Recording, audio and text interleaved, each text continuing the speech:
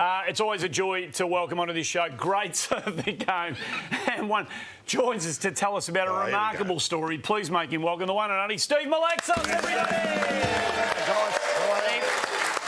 Thank you, Steve.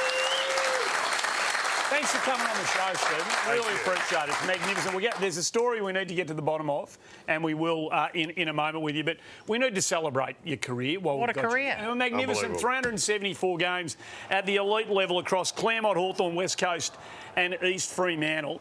You were just an absolute ball hog. I mean, with the ball was around you, you got it. Yeah. Can you remember being that way from the moment you walked and could start playing footy?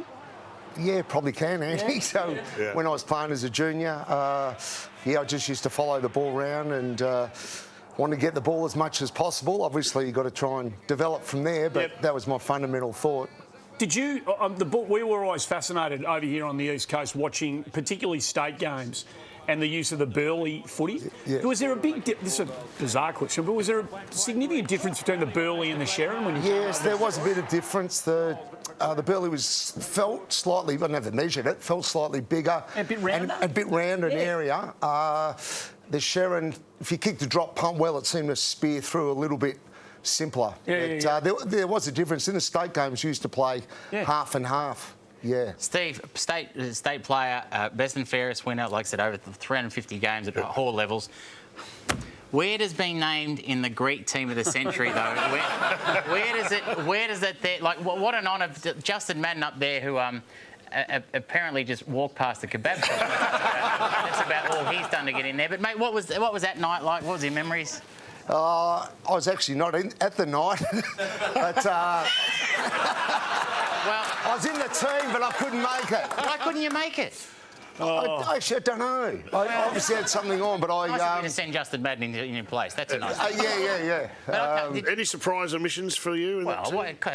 Con the Fruiter is a bit stiff not to get in. I thought Dennis Roussos would have been coming up. It was a good team, though, guys. Good team. Yeah. Absolutely. I didn't realise Luke Beveridge had Greek background. Proud of your Greek heritage, sir? Yeah, I am. Castlereason, actually, if you've ever heard of that island. Small island, very close to Turkey. A lot of Kassies in Perth and Melbourne. Yeah, so very proud. What was it like being part of the start-up West Coast? What was it like to be part of that as they launched their way into the competition? It all went really quickly, Andy. All of a sudden we got named and we were training a month later. We didn't have a ground. So we trained at Aquinas College and Mount Lawley Tech, literally drove up in our cars and got changed. But the boys, we'd played a fair bit together in state games and we knitted together well, and there was a few recruits from the eastern states, Ross Glendinning, John Annear, Dean Turner, Phil Narkle. So we gelled together pretty well. We expected to go a bit better than we did, but I thought we did pretty well in the first year. Steve, what about this, mate? You talk about some of the players that you were up against, your contemporaries. It takes a lot to stand in front of Plugger Locker when he's coming out. Plugger Locker when he's coming at it. And have a look at you there. It's in your first year for the Eagles. That is brave. Remember that?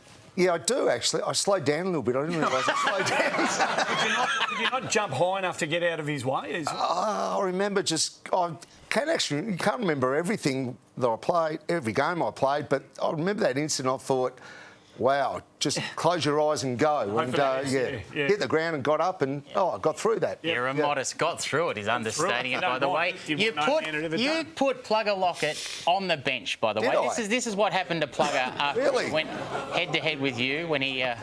well, he almost killed you, but he missed. Very few men have been able to do that, Steve. Men. Send Tony Lockett to the bench injured. You were one of the very few to be able to do that.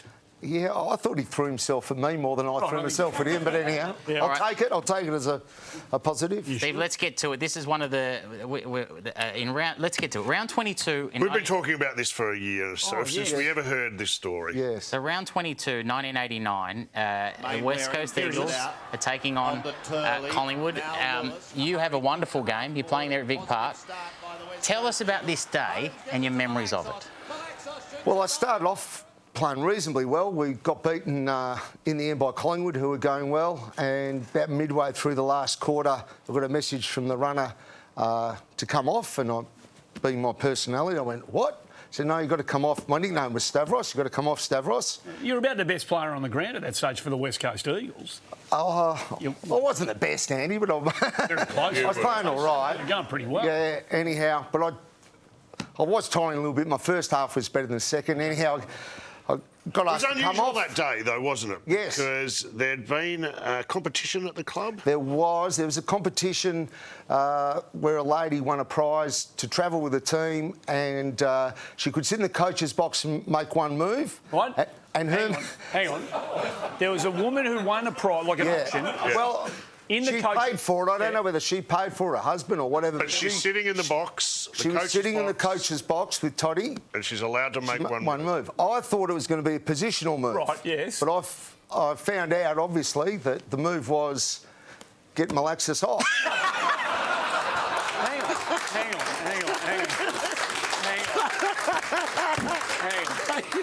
I wasn't very happy about it. No. But you found out when the runner comes out. So you're playing a good game. You're in the conversation for best on ground. Runner comes out and goes, you off. Yeah. And how do you find out?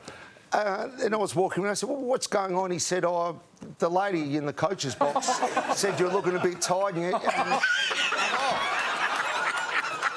I said, of course I'm tired. It's middle of the last quarter. I'm knocked up getting the football. Work me back. When you got off, she didn't come down and give you a spray as well. No, at all. I saw her after the game, but I didn't speak to her. The way they're playing, I think that woman's now head of football at West Coast Eagles. Easy. The point is, you're the only player in the history of the competition who's ever been dragged by a civilian. Probably, yeah. Well, I hope the club made a bit of money out of it. It was an auction item. Looking back all these years later, can you believe that actually happened? Unbelievable. No, and I don't really talk about it. Not many people refer to it. Obviously, you guys found out about it. Mate, it's a storied career, but that's all I remember you. Yeah. It's amazing. Well, it was the last game, and so I suppose things flow on from last. And Toddy was his last game as coach, so things moved on pretty quick. So you know John Todd pretty well. Yes. I mean, when she says to Toddy, "I want Malaxos off," what do you reckon John would have said? Well, probably. I agree. You know? She said I was looking. That guy there is looking a bit tired.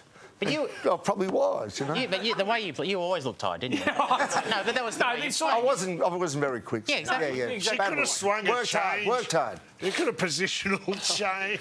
Get Malaxos off. Yeah, no. If anyone knows where that woman is, please give us a call. We'd like to get her in. Yes, I think she's with the Gold Coast Suns and she made one move.